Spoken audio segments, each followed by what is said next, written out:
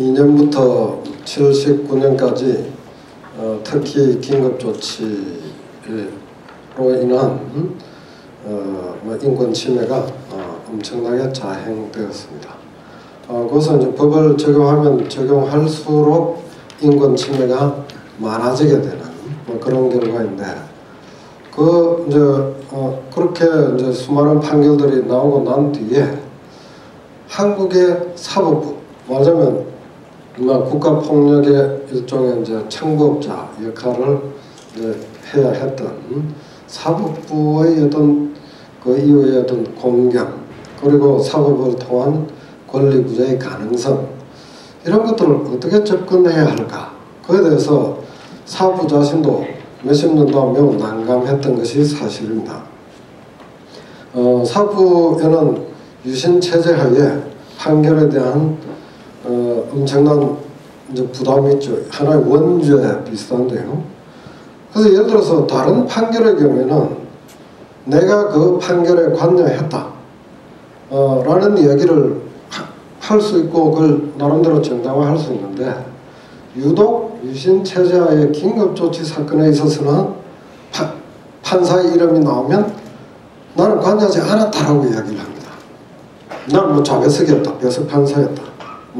그리고 왜 나의 이름을 공개하느냐, 판결문에 내 이름을 공개하느냐, 이렇게 이야기하지, 나는 그 당시 실정법에 따랐다. 그래서 나는 그 당시 여건하에서 했지만 그런 대로 당당하다 라고 이야기하는 판사가 아무도 없어요. 그런 판사가 없습니다. 그런데 이 사안들을 어떻게 할 것이냐 라고 할 때, 판사는 과거에 있는 사건들을 자기가 끄집어내 가지고 이 사건 그냥 무죄 판결하고 이렇게 될 수가 없죠. 그냥 누군가가 이 사건을 법원에 재심의 문을 두드려야 됩니다. 문을 두드릴 때 증거의 싸움을 하게 되는데, 이제까지 한국의 사법적 어떤 판례의 관행은 재심에는 극히 인색한 것이 기본이었습니다. 2006년까지 재심이라고 하는 것은 거의 있을 수 없는 것으로 되어 있었죠. 왜냐하면 재심을 내서 과거의 유죄 판결이 무죄 판결로 뒤집히게 되면 한국 사법부는 엄청난 신뢰의 실추를 겪는다는 그런 생각이었죠. 그래서 어쨌든 재심은 안 된다. 정 문제가 있으면 입법적으로 해결하라. 이런 식으로 이제 되어 왔습니다. 그러다가 이제 2006년부터 이제 기류가 이제 바뀌기 시작했죠. 2006년 이후에 이제 이용훈 대법원장 체제하에서 한국의 사법부는, 법원은 적어도 공식 반성을 한 적이 없다라고 했는데, 공식 반성을 크게 두 차례를 합니다. 대법원장의 취임사, 그리고 근대사법 100주년 기념식장에서 정식으로 과거의 잘못을 인정을 하죠. 그런데 자, 이것을 어떻게 해야 될 것인가? 대법원 내에서 조그마한 특별부를 만들어서 긴급조치, 그 다음 국가보안법 위반 판결 사안들을 모았습니다.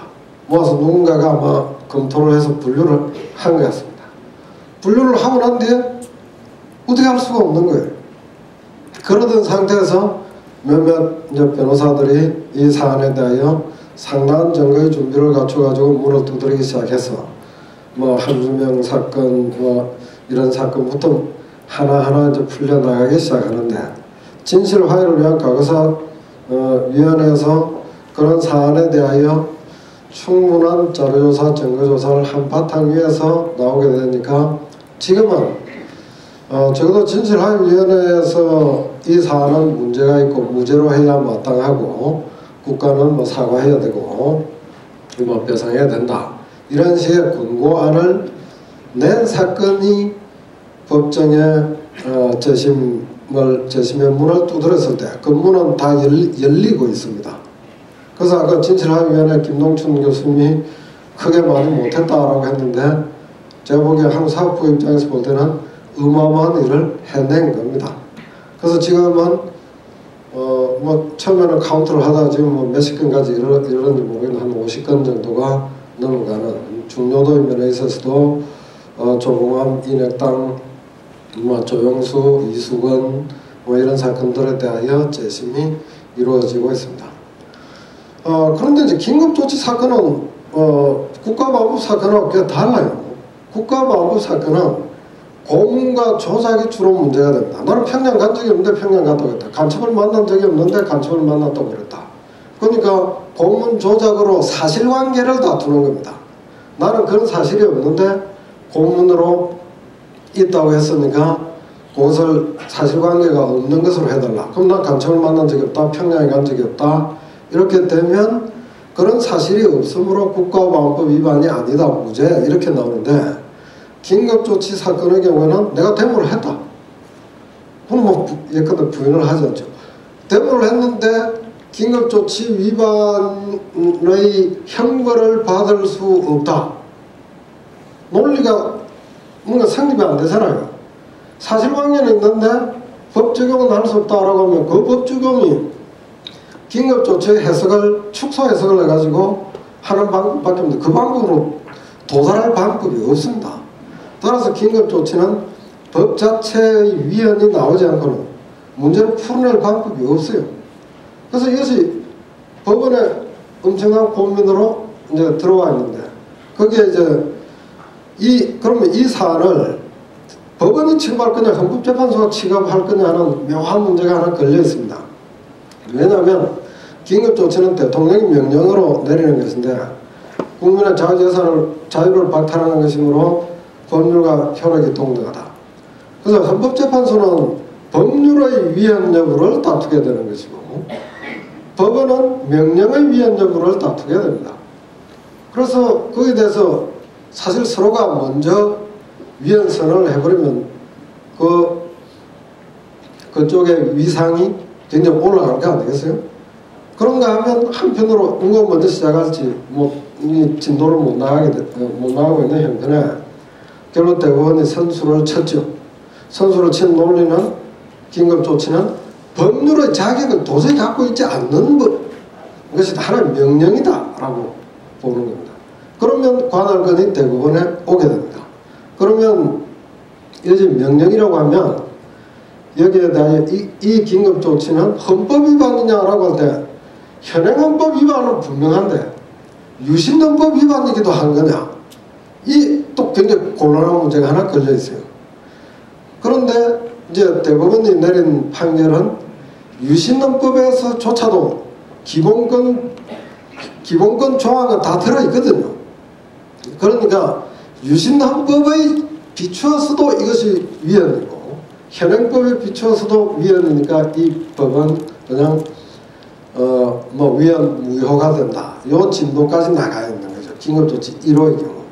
그 다음에 이제 4호, 9호에서 하급심에서 그런 취지의 판결이 나오고 있는데 대부분에 올라가서 이제 그런 위헌이 내려질 것으로 생각이 됩니다. 그럼 이제 헌법재판소는 좀 다급해진 것 같습니다. 자기들은 긴급조치는 법률로 봐야 된다. 어디까지나 국민의 자유를 박탈하는 것은 법률로만 가는 거거든요. 법률과 동등한 효력을 가진 것이었고, 그래서 법률로 본다. 그럼 헌법재판소가 관할하게 되는데 이 법률에 대하여 위헌이다 라는 선언을 하게 되면 헌법재판소는 이 조항 자체의 효력을 없애고 완전 일반적으로 없애버리는 거죠. 대부분의 판결은 그 사건에 대하여 없애버리는 겁니다. 물론 그때 법리적 결정은 다른 사건에 대해서도 영향을 미치겠지만 사안 자체는 개별 사건에 대한 것이 되는 것이죠. 그래서 이런 이제 논쟁이 야기되고 있는데 아마 여기 계신 분들은 제가 자세히 모르지만 복역 형량을 한 수백 년은 될 것 같아요. 다 같이 안 모아보면. 그래서 여기 계신 분들은 아예 입법적으로 긴급조치 무효화법을 바로 밀고 나가는 것이 가장 정도다라고 생각합니다. 그러면 헌법재판소 법원에 기대할 거 없고요. 만약에 무효화법을 냈는데 그에 대해서 나는 그 법안에 찬동하지 않겠다는 국회의원이 누군지 한번 확인해 봅시다. 그러면 정말 누가 지금도 반인권적인 집단인지가 분명히 드러날 것 같습니다. 그래서 그거 하나 제안 드리고 싶고요. 그 다음에 판사의 명단을 뭐 공평한 것에 대하여 그게 이민재판 아니냐 라는 거 참 들으면서 너무 이상했습니다. 예를 들어 판결문을 쭉 이제 주면서 판사 이름만 화이트로 지우든지 까맣게 지우든지 한번 지우고 판결문을 내놔보세요. 그래서 아예 좋다. 그럼 판사 이름을 공개하지 않으려고 하면 정말 당신들이 시커멓게 칠해가지고 다오. 그럼 당신들은 이름 자체도 공개될 수 없는 그런 부끄러운 사람이다 라고 하는 그것을 선명하게 보여줄 수 있지 않겠는가 생각이 되고, 판결문에서 판사 이름은 절대 분리될 수 없는 겁니다. 판사 이름이 안 나오는 판결문이 아닙니다. 오직 예를 들어 서울 중앙지방법원 판사 김갑동 그게 들어가야 판결문이 되는 거죠. 그것 때문에 판사는 판결에 대하여 그 책임을 자기 죽을 때까지는 물론이고 자손 만대까지 그 책임이 내려가는 겁니다. 그것 때문에 이 판결을 하는 판사는 사법권 독립으로 보장하고 법률과 양심에 따라 재판할 것을 보장하고 하기 때문에 아무리 엄혹한 시대여도 엄혹한 시대라는 배경 때문에 참작할 수는 있지만 판결문에서 판사 이름은 절대 지워서는 안 되는 것이다. 만약 그것도 모르고 공격하는 사람들이 있다고 한다면 그 사람은 판결문이라고 하는 것이 무엇인지를 전혀 모르는 사람들이다. 뭐 그렇게 이야기했습니다. 네, 수고하셨습니다. 지금 여기